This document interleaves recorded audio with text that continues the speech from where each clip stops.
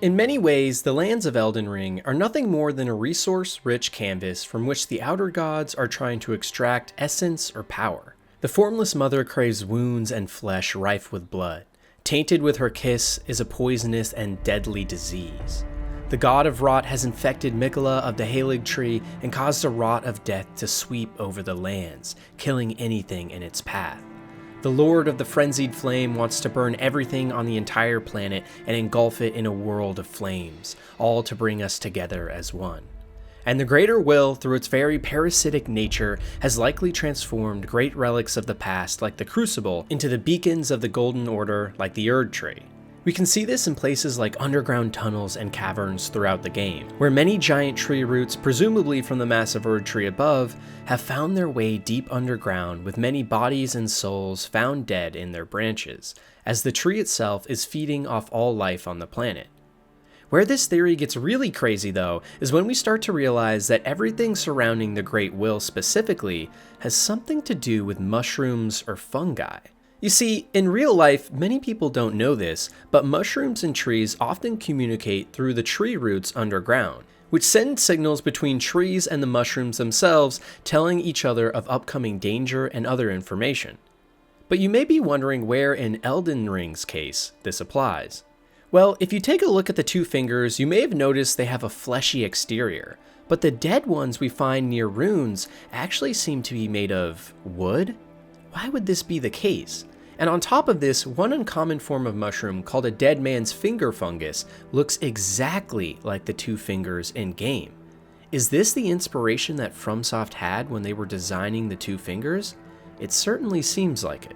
The reason this is so significant though, is it would perfectly tie into the idea that the Greater Will is a parasite in the world, harnessing everything in its path of its essence. So it could be that through the use of the great trees that have giant roots underground, they communicate with mushrooms, or in our case, the two fingers, to spread their influence. The reason this is so significant though, is it would perfectly tie into the idea of the Greater Will being a parasite in the world, harnessing it for its essence. Through the use of the great trees and through giant roots underground, it communicates with other mushroom beings, or in our case, the two fingers, which are used to spread influence. But it only gets more wild from here, because for those of you that didn't know as well, mushrooms can actually survive in space, which would perfectly fit into the lore of the Greater Will sending a comet hurling through space holding the Elden Beast, as this comet could also have contained the fungi materials that would start to envelop the lands between. Could it be that the Greater Will is really an alien fungi that has come to the land to strip it of all its resources and power? As someone that personally loves sci-fi even more than fantasy, the idea that an ancient and godlike alien race of parasitic fungi have taken over a planet to harness a long-lost secret power sounds amazing. And there actually is a ton of evidence to support this theory potentially having some validity.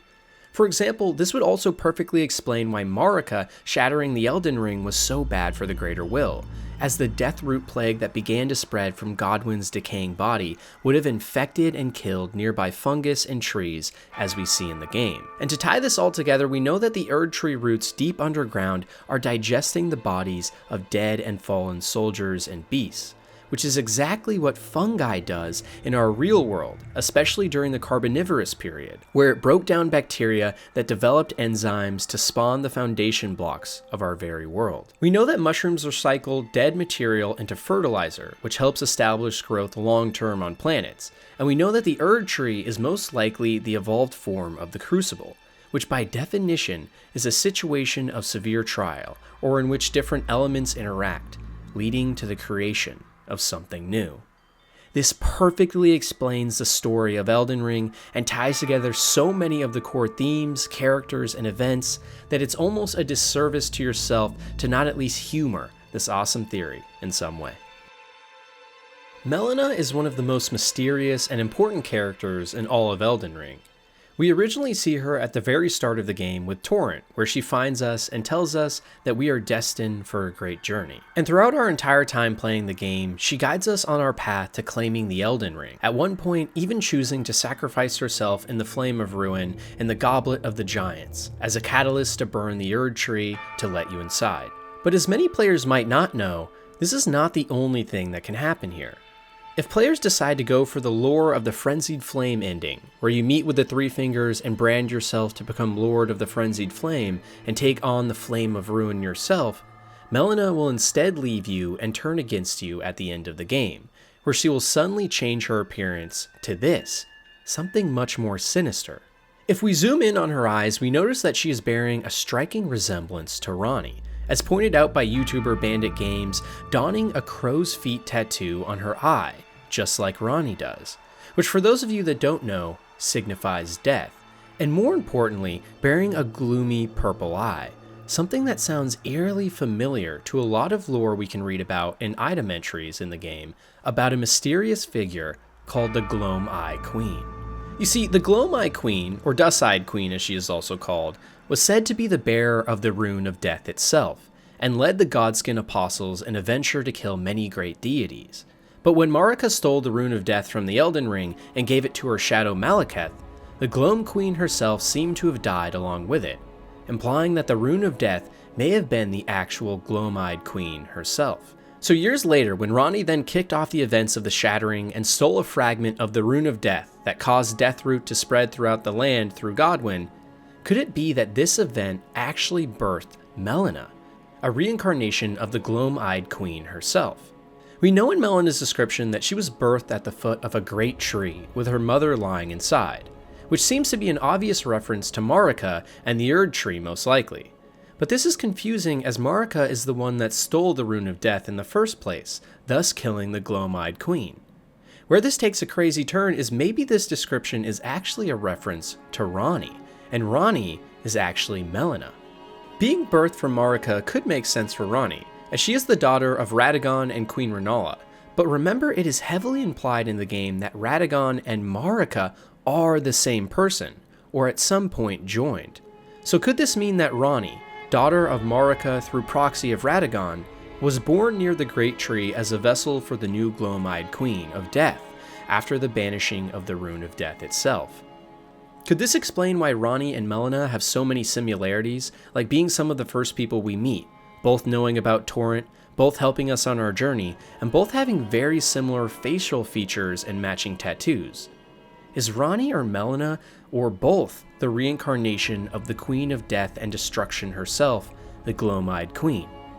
This would also perfectly explain why Ranni kicked off the events of the Shattering, as she wanted to bring back destined death to what it once was, and Melina could either be Ranni herself or the actual queen while Ranni is simply serving her. It also explains why in the Lord of the Frenzied Flame ending, where we essentially become an eternal being, Melina now vows to hunt us down, because as the Queen of Death, it is her destiny to now stop us as an eternal being. We can even read in the Deathroot description this paragraph. On the night of the dire plot, the stolen Rune of Death enabled the first death of a demigod. Later, the Rune of Death spread across the lands between through the underground roots of the Great Tree, sprouting in the form of Deathroot. So it seems as if Melina, Ranni, or both of them if they are the same person indeed, were birthed from the Erd tree as the Gloam-Eyed Queen, and the reason they help us as the Tarnished is they need to set forth the catalyst to burn the tree and once again take over as destined death. An interesting theory, for sure. Based on the last theory about Melina and Ranni being the Gloam-Eyed Queen and Rune of Destined Death itself, it also starts to make us beg the question, what role did Marika play in all of this? You see, we know that after the events of the Shattering kicked off by Ranni, Marika in retaliation broke the Elden Ring into pieces and the runes were scattered throughout the lands between. It's been assumed that Marika did this because she was angry at Ranni's betrayal, or was simply mad at how things were unfolding. But we also know that after this event, Marika was imprisoned with her husband Radagon, instead taking the mantle and trying to repair the Elden Ring to no avail. Putting aside whether Radagon and Marika are in fact the same person or just the same essence fused into one being at some point, this seems to point to the idea that Marika was not on the same page as Radagon, who being the main boss of the game proves he is fully loyal to the Greater Will. Could this mean that Marika was actually harboring many doubts as to the Greater Will's real motives? It would explain why she sent Godfrey, her first husband, away from the lands and forced him and the Tarnished to endure hardship to grow strong. It would explain why she broke the Elden Ring, and also why she stole the Rune of Destined Death in the first place. All of these actions could actually be some sort of grand plan by Marika to overthrow the Greater Will in some way, by creating an army of tarnished warriors who will come back one day to take the Elden Ring and push the Greater Will from the land, all with the help of Ranni and Melina, who through the use of the Rune of Destined Death can wreak great havoc on the world. Could Marika, Ranni, and Melina all be colluding together to take down the Greater Will, who is being helped by the Elden Beasts Fingers and Radagon? In many ways, the idea spawns even more questions than it answers, but it does hit on the point that something very mysterious is happening with Marika, and it almost seems assured that she knows more than we're being led on to believe, likely being involved in some grand plan to potentially become a god herself. Another interesting theory proposed online by one extremely vigilant Reddit user, Le Bonjour, postulates that the entire map of Elden Ring itself is actually the body of Godwyn, the first god ever killed during the events of the Shattering. This sounds crazy at first, but if you look at Godwyn's decaying body in game, and then at the map of Elden Ring, the similarities start to make sense. For example, the great volcano of the map is placed directly where Godwyn would have been stabbed by the Godkiller weapon. The Erd tree lies at his heart, and Liurnia his intestines, and so on and so on. So could it possibly be that the world of Elden Ring is actually directly formed from the body of a now dead god? The more likely theory is that Godwyn's dead body began to form into the world around him as the Deathroot plague from his body began to spread, potentially stealing essence from the lands between and transferring it to the diseased and lifeless body of Godwyn. Either way though, it's crazy to think that Godwyn's literal body upon death somehow directly connected with the world and now in some way is a part of it, either changing the world and its formation or pulling from its essence to create something new.